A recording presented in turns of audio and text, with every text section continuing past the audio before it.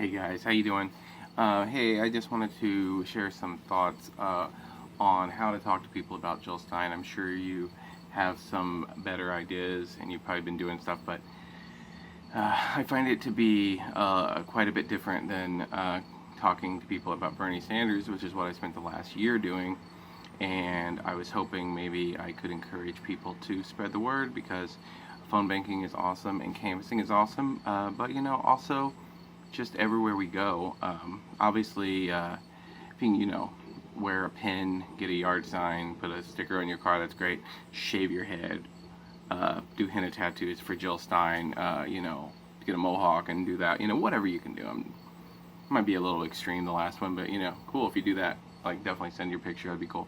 But anyway, so what I've been doing is just like, it's an easy time to talk about politics. Everybody in America is talking about politics. So what I've been doing is just everywhere I am, engage people in line at the grocery, whatever. You're always around. You're always around people. Sorry, I'm outside, just being distracted by everything. And but anyway, you're always around people, and it's really easy to talk about politics. So just like I just been saying, like, hey, who you like, Trump or Hillary, in the election. Now, as we know, not very many people voted for either Trump or Hillary, and almost no one likes them. The New York Daily News, I think, or whatever, Post, one of those, one of the New York newspapers this week ran an article that said only 9% of the American population voted for them, so whatever. We know Bernie Sanders won the primary, we know about them rigging it and everything, but that's for other discussions. Just for talking to people about Jill Stein, let's use that.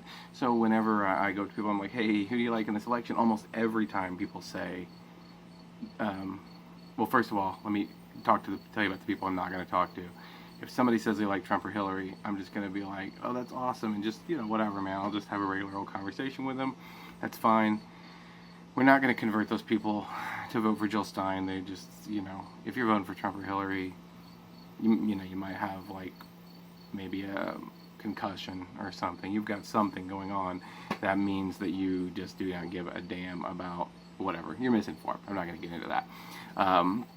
But anyway, so if they say I don't like either of them or something to that effect, well, that's awesome because there's your in right there. Then you can just be like, hey, I know how you feel, have a conversation, talk to them about Jill Stein's platforms, which you can find on her website. If you know Bernie's stuff, they're very similar. They're a little bit to the left of that on a couple of issues, but pretty much identical. I think, look it up. I'm not going to go into have a whole discussion about Jill's platforms, but knowing them is going to be important. You might want to have something to hand to them. You can just look on Facebook when people post positive things about platform positions, or you can look on her website or go to Google Images and type Jill Stein platforms, Jill Stein issues, and then go to images, and you'll see some things. Print out a bunch of stuff, put them in your pocket, wallet, whatever. Have them with you. When you talk to somebody, you can, you can leave them with something, and you are going to be able to get a lot of people to vote for Jill Stein in this way, because a lot of people are just saying, I'm not going to vote. I can't vote for Hillary. I can't vote for Trump. People just flat out say that. I hear it all the time. So some people say, I think I'm just not going to vote. And they're like, no, don't vote. And explain to them the importance of avoiding a situation like this from ever happening again. If we had done this work in the past for the Green Party, we wouldn't be in the situation we're in now, and Jill Stein would end up being the president. But Jill Stein's not going to be the president in 2016. That's not what this is about. What this is about getting the Green Party to 15% or above, to where it does a lot of things. It does a lot of things. Basically, what it means is that we would then have a legitimate three-party system in America. I'm not going to go into all the details of why I say 15%, but 15%. So we need 20 million people in America to vote green, 18 I think to be exact, but let's just go for 20. And we do that by phone banking, donating, canvassing, and by just talking to people every day where we go. People are disgruntled, they're angry, and we offer an alternative. One very big thing though, I'm just going to term this third-party guilt. Everybody's afraid of Hillary. Everybody's afraid of Trump. More informed people are more afraid of Hillary, but Trump is freaking scary. For a lot of reasons. So they're both bad news, and there's still a chance that we can avoid them, and there's still a chance that Bernie Sanders could be president of the United States. Another topic again. But as for right now, we can't ever let this happen again. As long as corporations control the Republican and Democratic Party, we're going to have crappy choices going forward every time. So we need to get a third party in this country. So there's going to be a guilt, a third party guilt. So you need to explain to people a couple of different things. Most states are not swing states. Like here in Indiana, where I live, Trump is going to win Indiana by 75-25 over Clinton, maybe 80-20. It's going to be big. It'll be a blowout. I don't know. I haven't looked at the numbers lately, but I know what they were during the primary, and Trump has got a lot more support here. So honestly, my vote, if I voted for Trump, I would never do that. If I voted for Trump, it's like just throwing a vote on the fire. Doesn't matter. If I voted for Hillary, it's like throwing a vote on the fire. Doesn't matter. If I vote for Jill Stein, it doesn't matter in the sense of the electoral vote that Indiana will give to Donald Trump, but it matters a lot in the form of a protest. So we need to explain to people that are disgruntled with the system that there's two parts to this.